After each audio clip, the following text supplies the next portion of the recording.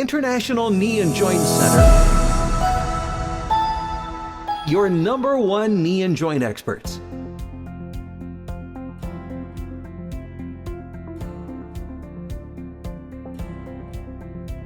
The player you saw today, unfortunately, had a very unusual injury. He ruptured the patella tendon in both knees, the right and left knee. And this occurred during a football match. As best I understand, he was jumping, he landed off balance, and sustained this injury. And this is something he's done 1,000, 1,000,000 times before, but unfortunately in this episode it resulted in injury to both knees. Patella tendon ruptures are fairly infrequent, but they do occur in sports where jumping is involved. So basketball is the most common sport, football, volleyball would be other sports where this injury is not more common than other sports. And bilateral ones are very rare. This is the first bilateral I've had in my 35-year career. We've had a slightly different type injury involving the extensor mechanism, quadriceps tendon rupture in a gentleman, but he was in his 50s and he ruptured both quadriceps tendons. And the reason this injury is so devastating to athletes is that the extensor mechanism, which is this part of the knee, quad tendon, patella, and this is the patella tendon here, this is responsible for straightening your knee. So when the quad tendon contracts, it allows you to kick, it allows you to jump, and when either the quad tendon, patella tendon, or patella fracture, this results in loss of ability to extend the knee. So it's a very bad injury. And the patella tendon ruptures tend to occur in slightly younger patients. Quad tendon rupture is usually in patients over 50. Patella tendon rupture is usually in patients under 40. And in many cases, there is pre-existing disease. Some people have said that a normal tendon, patella tendon or quad tendon, does not rupture. And in many cases, these athletes will have pre-existing patella tendinosis or degeneration.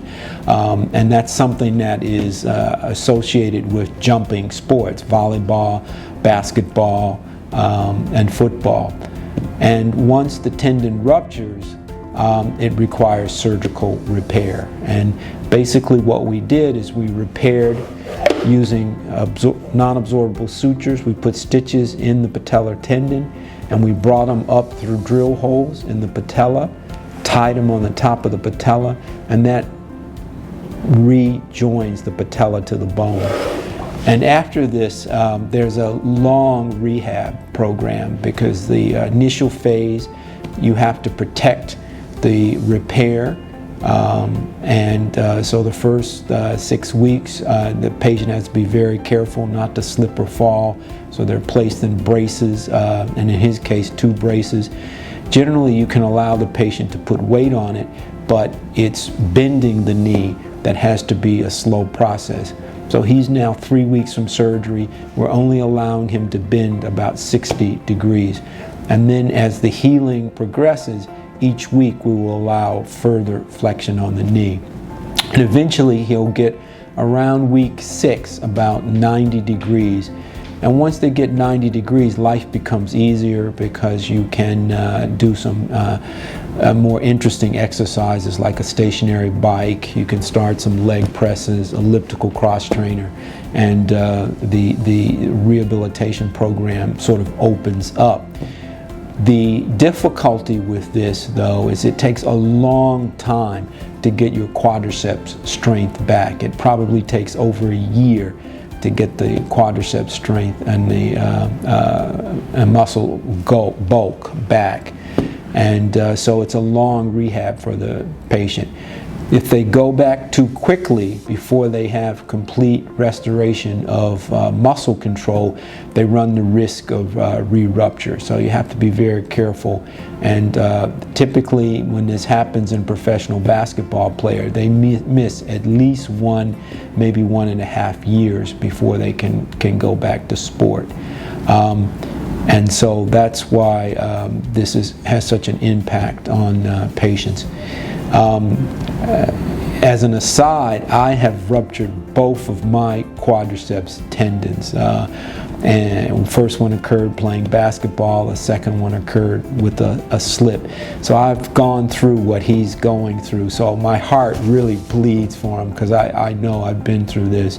And the loss of independence and the inability to do many things that you take for granted, going up and down stairs, walking, you can't do those things. You lose the ability to do it for the first 3-4 months. So I have a great deal of sympathy for him, and I can give him a lot of tips because I had to go through the same process.